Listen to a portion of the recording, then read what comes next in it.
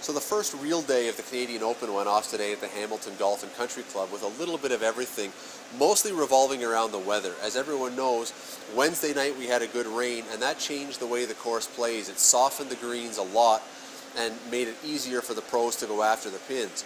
Then in the morning the wind kicked up a little bit, and that made things really interesting, especially off some of the longer tees, as guys were hitting it and it was blowing left, and so they would then compensate by trying to aim right, and the wind would stop and suddenly they'd be over there.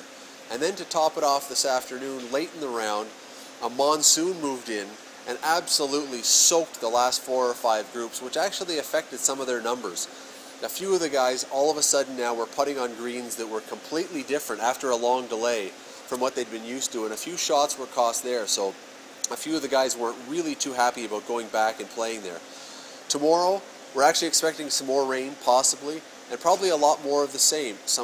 If you're in the group, for the guys who are in the groups, when the weather breaks and when they have an opening, seems to be a time when they can put up some good scores. For the other guys, they just have to deal with what's going on out there and try and deal with what they can do to try and get a decent score and hang in there. After tomorrow, the cut, we'll see what goes on after that on Saturday. I'm Scott Radley for thespec.com.